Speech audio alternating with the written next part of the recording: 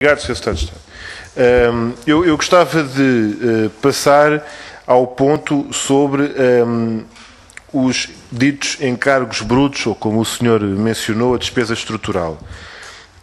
Há pouco disse, e eu penso que é importante que tenha referido, que havia obras paradas por causa daquilo que se passava entre as construtoras e os bancos. Ou seja, tal como agora estava a referir, num aspecto em que o concedente, o Estado, os Estados de Portugal, não tinham interferência nenhuma, havia obras paradas e havia investimento que deixou de ser feito e alteração contratual das parcerias público-privadas, consagrando contratualmente o facto consumado, que é a obra não estava a ser feita, a obra não foi feita, a obra não vai ser feita. E então agora fala-se de alteração das PPPs para que haja redução de encargos brutos. O senhor disse também, e é verdade, e é importante que tenha dito, que não temos nenhuma forma de saber quanto é que iremos cobrar de portagens nas autoestradas. Há aqui dois aspectos. Um tem a ver com as renegociações, estas últimas renegociações de PPPs que ainda não estão em causa, terminadas, consumadas. E há outra questão que tem a ver com a introdução de portagens nas Execute. Em relação às que ainda estão em curso, as tais renegociações para diminuir os encargos brutos, aquilo que acontece é que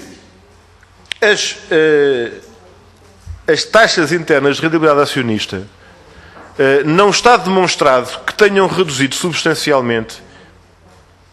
O que acontece é um conjunto de obras e um conjunto de trabalhos, conservação e manutenção, etc., operação e manutenção, que deixam de ser feitos.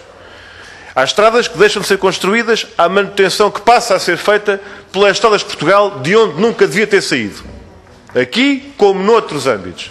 O problema que eu quero colocar tem a ver com um aspecto, digamos, mais básico. É se não havia coisa melhor para fazer do que andar com estas PPPs ao colo.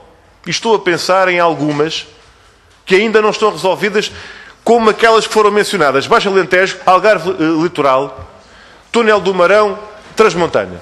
Especialmente Baixo Alentejo, como compreenderá, e estou a pensar no meu distrito, no distrito de Setúbal, em que tivemos um senhor que veio cá dizer que relativamente às interrupções nas obras têm a ver com a apreensão geral face à possibilidade de não se receber os pagamentos da EP que estão no contrato e que nós não estávamos disponíveis para continuar a dar por um peditório.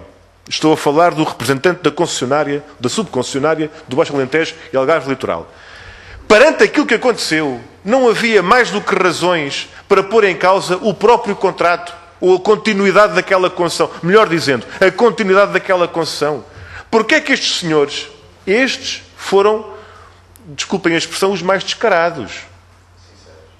Os mais sinceros. Os que não tiveram problema em assumir a atitude que tiveram com o Estado. Já nem falo dos outros, mais diplomáticos, talvez. Estes que vieram para aqui dizer que não estavam disponíveis para continuar a dar para um peditório, como se nós ainda tivéssemos que agradecer por serem concessionários de uma PPP, aquilo que eu pergunto é, porquê é que o Estado, porquê é que este Governo, com estes processos de negociação, optou por insistir na salvaguarda destas PPPs, em continuar com estas PPPs ao colo, quando o mais provável teria sido haver, do ponto de vista jurídico, razões para pôr em causa, de forma legítima em nome do Estado português, a continuidade daquela concessão, tendo em conta o prejuízo que está a ser causado não apenas às contas públicas, mas ainda mais do que isso, de uma forma muitas vezes intangível, às populações e à economia nacional. Para já, é esta a questão que eu queria deixar. Há aqui um problema, é que perante a camisa de 11 varas, que é o âmbito contratual deste tipo de parcerias, perante a possibilidade de a tirar, os senhores preferiram engomá-la. Portanto, em vez de tirar a camisa de 11 varas, os senhores estão a engomar a camisa de 11 varas. E quando nós falamos da relação institucional com o Banco Europeu de Investimento, eu há pouco tinha para colocar essa questão a propósito dos contratos de swap. Não é que o BEI tenha sido envolvido, que eu saiba, Peço-lhe que confirme, mas que eu saiba, não há envolvimento do BEI nesse tipo de contratação. Não é inteiramente verdade, Sr. Deputado, e explico-lhe só porquê. Desculpe, só abrir este parênteses. Não, é uma condição. O Banco Europeu de Investimento, como condição para emprestar a estes consórcios, quer a taxa fixa para não correr o risco de variação da Euribor. Portanto, é uma condição de conseguirmos o dinheiro do BEI que haja a fixação de taxa de juros. Só dar esta nota. É muito útil e até lhe agradeço, porque ainda mais me ajuda, porque eu estava com a ideia de que o BEI assume ao longo de muitos destes processos uma posição que é muito pouco de Banco Europeu de Investimento e é muito mais próxima do Royal Bank of Scotland ou de outra qualquer. Aliás, nós tivemos esse testemunho de vários representantes de empresas construtoras e dos concessionárias de norte a sul do país e, portanto, quando nós falamos do papel do BEI, eu queria lhe perguntar já agora, e fica, vejo está a registar, peço-lhe que registre para nos esclarecer sobre o papel do BEI nestes processos e o papel do Estado português no BEI. Porque não há um conselho de administração de acionistas sem nome. Estamos a falar de um banco com características diferentes.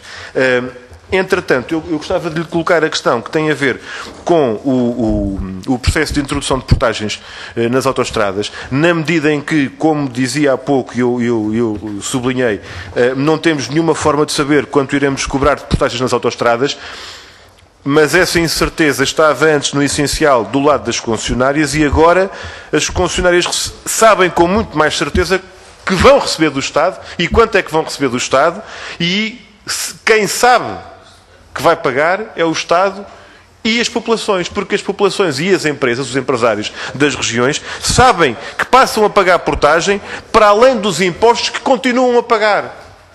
Para além dos impostos que continuam a pagar. E o gráfico que mostrou há pouco dá conta disso. Se há aqui uma garantia, é de que as concessionárias recebem o que se calhar não receberiam com os contratos antigos, se calhar não receberiam o que recebem agora com os contratos antigos, passam a receber mais, porque com a quebra do trânsito não iam ter as receitas que continuam a defender e a garantir. E em relação ao Estado, há a certeza da despesa e a incerteza da receita. Portanto, é disto que estamos a falar quando falamos dos encargos brutos. Portanto, Sr. Secretário de Estado, eu deixava esta questão sobre os verdadeiros benefícios e a segurança e a blindagem de que lado é que fica neste tipo de processo. E como estou no final do meu tempo, já ultrapassei, agradecendo a tolerância ao Sr. Presidente, deixo uma última nota sobre a consideração da Ernst & Young no concurso para a auditoria. Ou seja, há uma questão que tinha que ser colocada.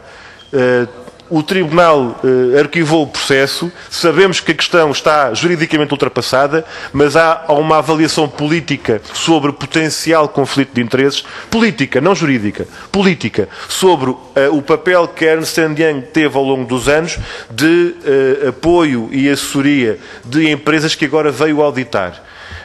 Não sei se alguma das empresas potenciais ou possíveis para fazer este trabalho estava completamente à margem de todo e qualquer trabalho em Portugal nesta medida. Mas é por isso que a pergunta pretende ser honesta, Sr. Secretário de Estado. Que a pergunta pretende ser honesta. É a avaliação política de potencial conflito de interesses da Ernst & Young na auditoria que foi encomendada pelo Estado português. Muito obrigado, Sr. Presidente, pela tolerância.